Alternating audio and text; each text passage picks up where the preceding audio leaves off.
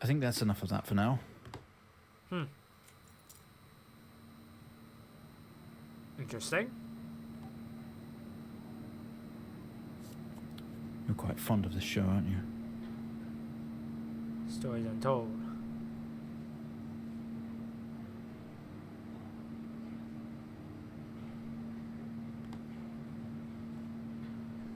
Okay, come on. Let's get you down to the observation room. Hey, that's the second game.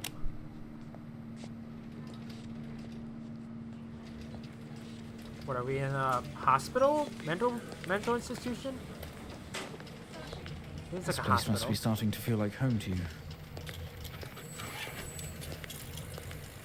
Don't worry. Try and get you out of here eventually. Just in here.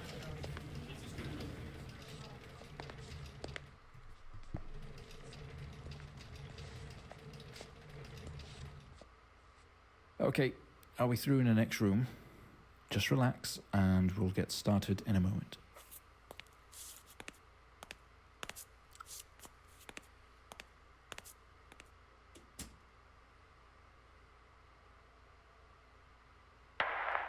Right, Mr. Asian, now are you ready? Just hit record on the tape deck in front of you when you're ready. Okay, just to make sure.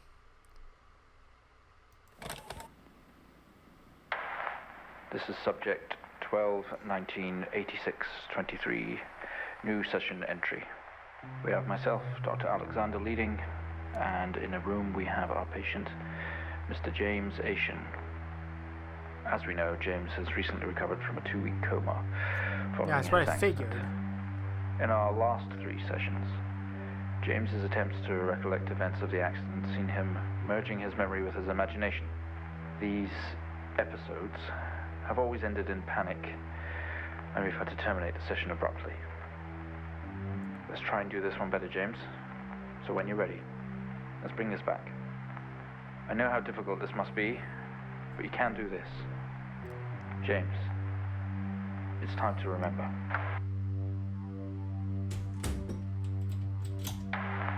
Your mind, it's like a conscious black box. It can show you your memories. Look into it.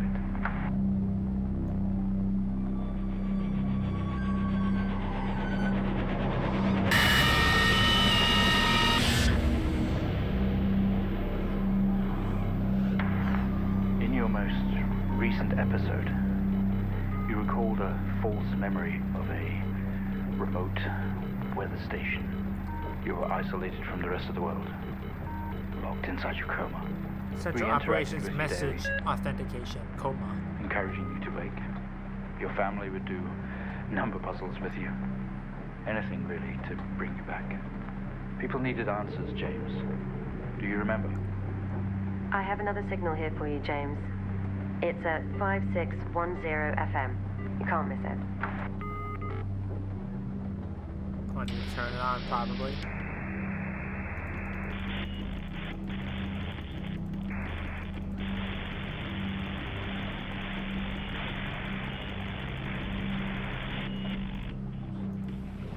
Gotta see this. This is 20F 12 19 86 23 04. Type in the numbers, James. Gotta see this. This is 20F 12 19 86 23 04. Oh, didn't mean to do that. Type in the numbers, James. Gotta see this. This Like I is said, 20F. can't read it, so I'm just looking at the guide. Apologies, but there's nothing I can do about it. It's too fuzzy. Find the signal, James. But it is Listen interesting. to the voices. It's like a car crash, You have drunk to driving. face it, James. Finally. 7,000 FM.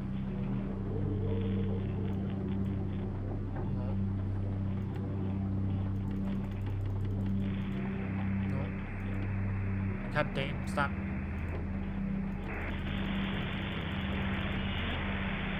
not like it. At all. I've worked with Officer Hennings for 6 years and not once have we even talked about alcohol. Drunk driving. He was a father, a husband. He was fine. No way he caused this. The door slammed It's shut, him, plunging you into this darkness. Haitian guy. He's got something to hide. Okay. This doesn't make sense to you.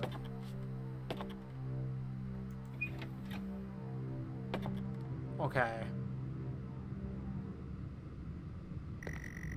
Step out into the hospital ward, only it seems abandoned. Your vision is blurry. Okay. You tense up, someone else is here.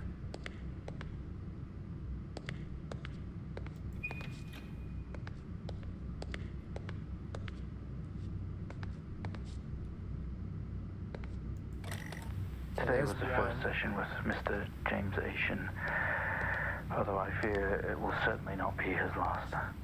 When asked about events that have happened in the past, he confused fact and fiction and told us a story about a computer game that was talking to him. I think he was back at his own house, his mum and dad's house, and he always talked about a room with a red X, one he couldn't get in. I don't know what any of this means or what it's got to do with the accident, but I guess some more sessions will maybe reveal that. We're going to try again tomorrow.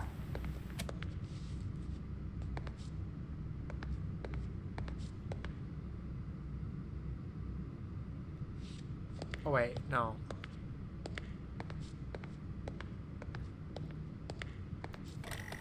He has quite That an just seems to be imagination, everywhere. Mr. Asian. I guess it's from the shows he's been watching. This time he described an A&E visit as a government conspiracy, some sort of lab. It's interesting stuff. Here. And it's obviously pure fiction. Wash your hands, but I in this guess place it's it just feels his way pointless. of coping for now. We'll see how we progress Be hygiene in future conscious. sessions.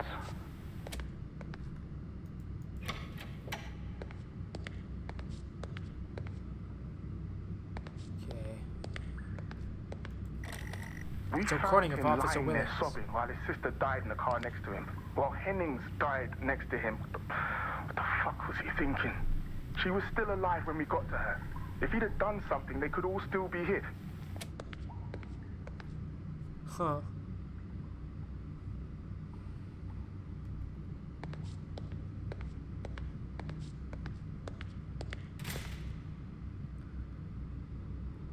Wait. Get the keys from the table. They weigh heavy in your hands. Didn't that say something similar with the message before? You spent most waking moments in here.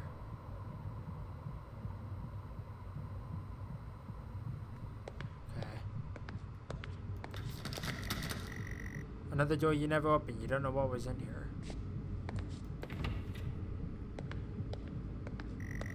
The waiting area is dark, but you feel a presence right behind you. I don't like that.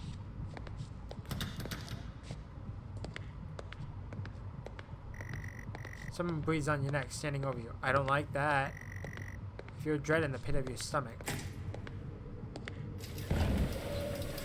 Okay, we have a 22-year-old male just brought in from a vehicle collision. He was awake and mobile at the scene, but collapsed on arrival to the emergency ward. The other passengers died in the accident. I'm getting no pulse. Prepare for defib. God dang it, I just missed out on a Charge thing. full to 10 and give me 100 joules. Hold on.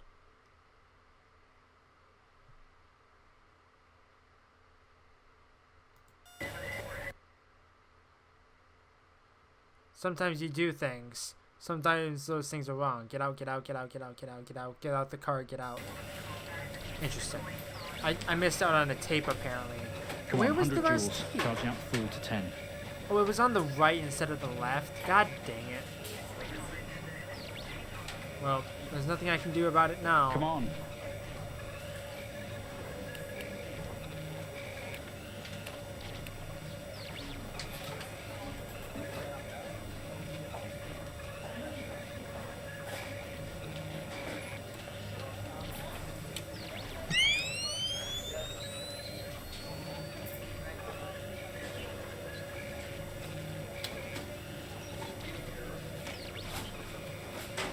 don't know what I'm supposed to be doing here.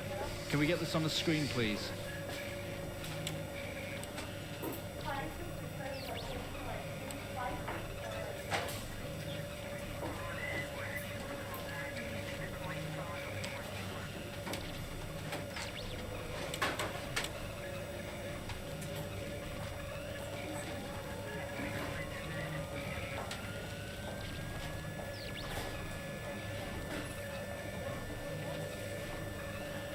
I can't see what I'm doing. Get this on the screen now.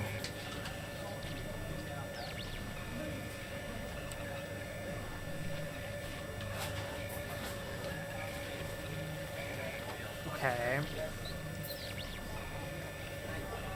Set it to 10.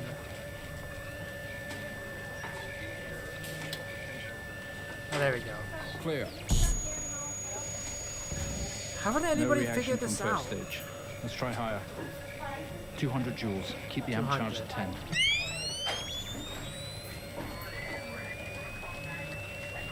$200 joules. Keep the charge at 10. Let's go. I like how he's impatient as hell. I'm going as Clear. fast as I can. Okay, we have a reaction of some sort here, a weak signal. Oh, that's what he said before. Let's keep going. Increase again. 360, charge full.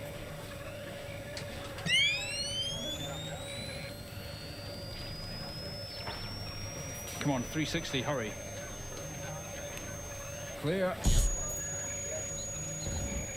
Well, would you look at that? It seems we have a pulse. Rhythm is stable. We need to run an X-ray right away.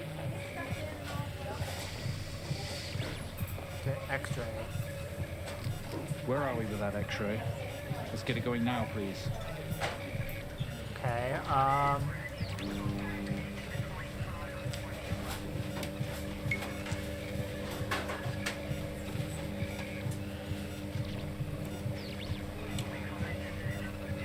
there we go. Looks like an intracerebral hemorrhage. We need to drain this now to relieve pressure. Prepare for trepanation. Switch on a drill, please.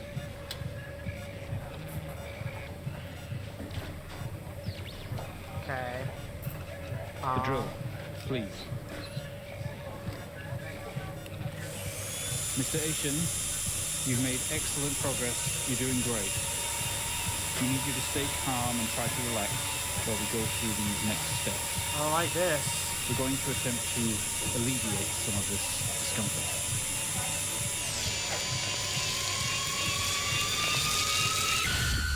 Gross.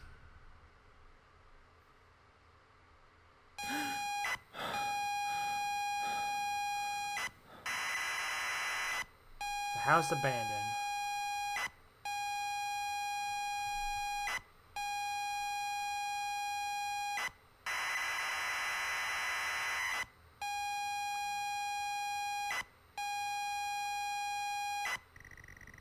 Not only is tonight New Year's Eve, but tomorrow you leave on a 6-month trip abroad with friends.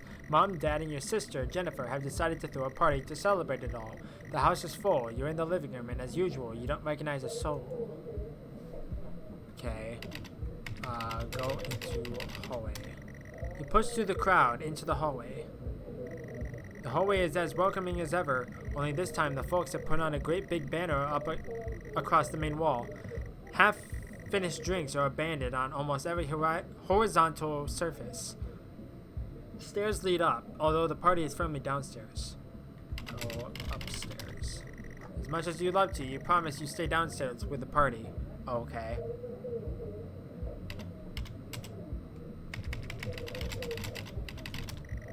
Bon voyage, James. Finally, not the family disappointment. If I can type. They say all the best parties are in the kitchen. The kitchen is full of people and loud. There were drinks and food on the table, and the party is in full swing. Dad has cooked a hog roast. That was probably the carcass, which sits proudly on the table, although no one is eating it. You push through, apologizing over and over, to get to Jennifer. You hug. You're going to miss each other. You thank her for the party. She asks if you are enjoying the party. Yes. You tell her it's great, even though you don't really know anyone. She tells you to enjoy it anyway and to loosen up. She asks you to get her a drink. Okay. You pour Jen a drink and one for yourself, too. There's never an awkward silence with Jennifer. She always has a question. She asks if you have everything sorted for the big trip. Yes. You tell her yes, that you have packed everything with plenty of room to spare. Another hug. Your family have really gone out of the way to make this trip happen for you. It might be what you need to get some perspective and maybe not fuck up so much. She's going to miss you. You are going to miss her. She walks away. Jen has disappeared into the crowd. You're left standing, nodding and smiling at their approving faces. There is so much to do for this move. Can't mess it up, but first, a drink. Okay.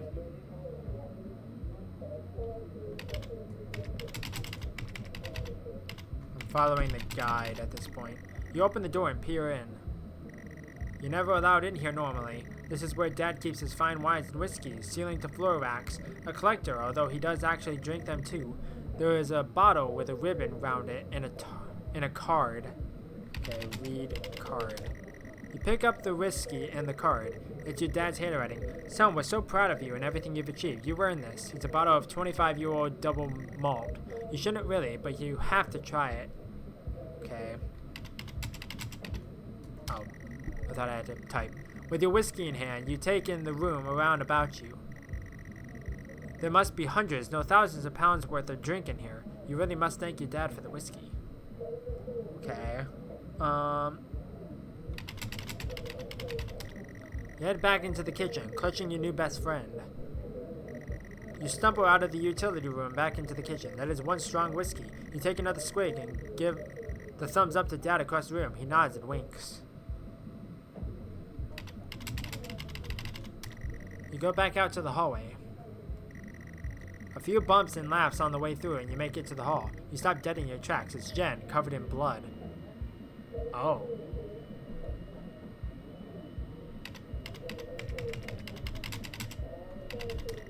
She's staring straight at you. No one else notices. Blood is dripping down her face. It's mixing with tears. I'm sorry, I don't understand. Sorry, I don't understand. Sorry, I don't understand.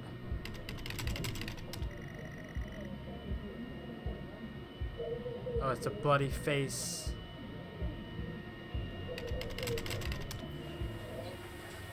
I'm sorry, I don't understand. We tried our best, Mrs. Asian, but her injuries were too severe. No, I don't understand. I was just talking to her. I'm afraid Jennifer passed away before we could get to her in surgery. We did the best we could. I am so sorry. Where is she? Let me see her. Please, Mrs. Asian, take a seat. I don't want to take a seat. Let me talk to her. Now. I'll arrange for you to see her. In the meantime, James is in recovery. He's stable for now. I don't want to see him.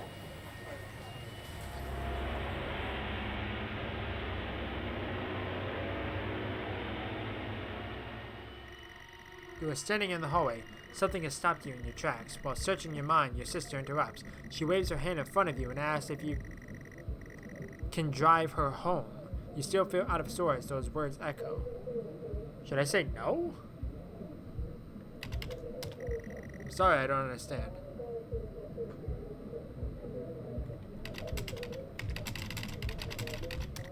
You sure your keys are in the living room? The living room has a much more relaxed atmosphere compared to the kitchen. Various guests are sat on the chairs having civilized conversations. There's a coffee table in the middle of the room. Your mom is pouring a drink at the drinks cabinet. Okay, look around. A coffee table, a drinks cabinet. One of the chairs is overflowing with jackets and coats.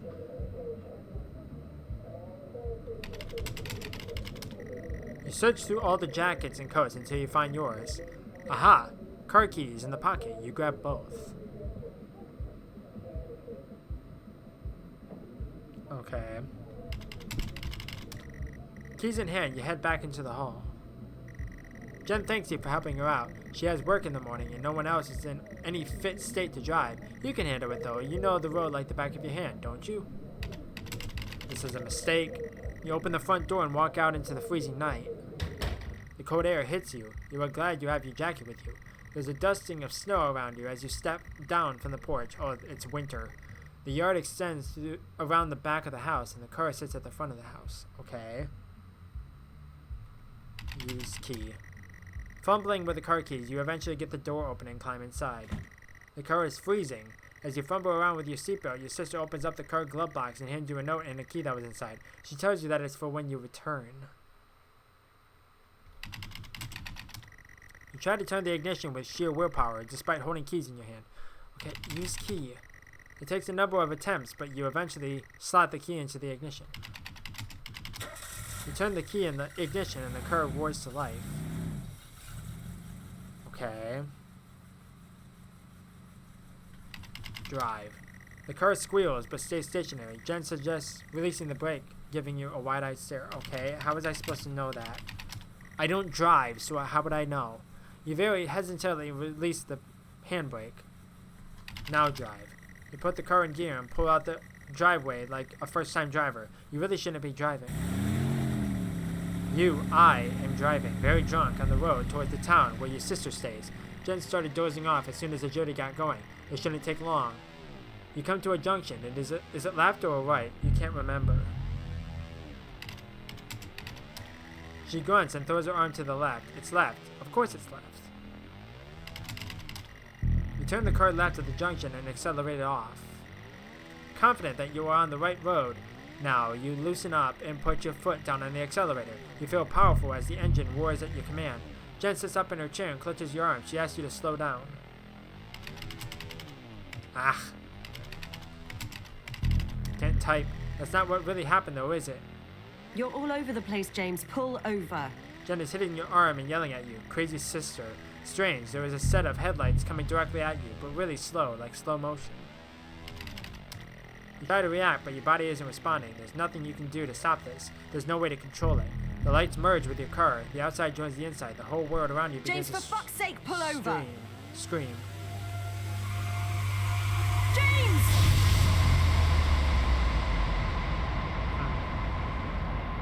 It was at this very moment, wasn't it, James?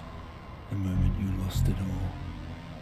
Your sister, her parents, herself. And then you made it worse. Go on. Show us what you did. Ah. You wake up in the car. Your world is upside down. Your seatbelt struggles against gravity, trying to hold you in your seat. An impact into another car has torn a hole in the chassis. Poisonous fumes spill in your car from the engines. You're in grave danger. You need to get out of here. Okay. I can't type. You release yourself from the seat. Gravity takes over as you slump onto the roof of the car. Okay. You squeeze through the wreckage and fall to your knees on the ground. Okay, I couldn't read that. Every breath brings pain to your chest. Your head is throbbing. A blue car has smashed into the passenger side of your car. Your life cannot be ruined by this. You are standing holding your whiskey and your dad's note, and flashing lights are approaching at a distance. I gotta stash the thing. With the lights approaching closer, you begin to hear the shrill of their sirens. You simply cannot go to jail for this. You clean the bottle to remove your connection with the whiskey.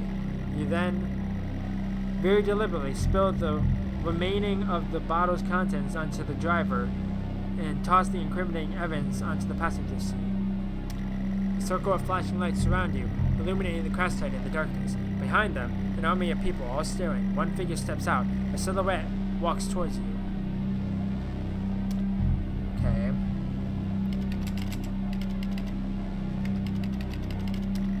As you approach the man, the pulsating lights around you get dimmer and dimmer while the pain in your head increases. You fall to the ground at his feet. I know you.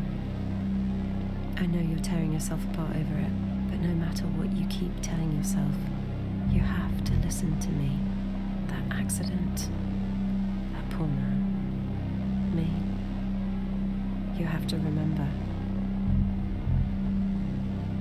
It was all your fault. Pretty much, yeah.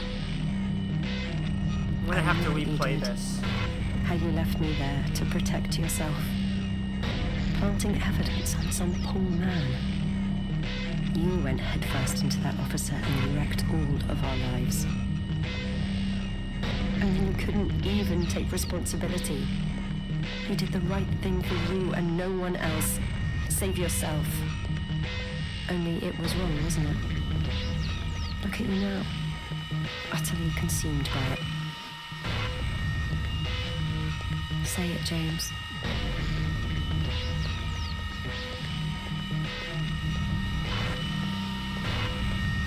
Say it. Tell them.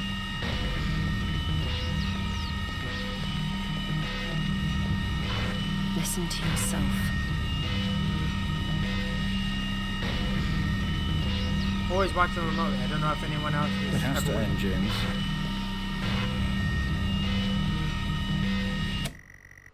All the episodes were recorded to tape. This is the 4th. Well, I think we've made progress today, Mr. Asian. I guess we should tell the police what you've told us. Although I don't suspect it'll take you anywhere. I think you'll be with us for quite some time. Come on, let's get you back to your shows. I'll see you tomorrow.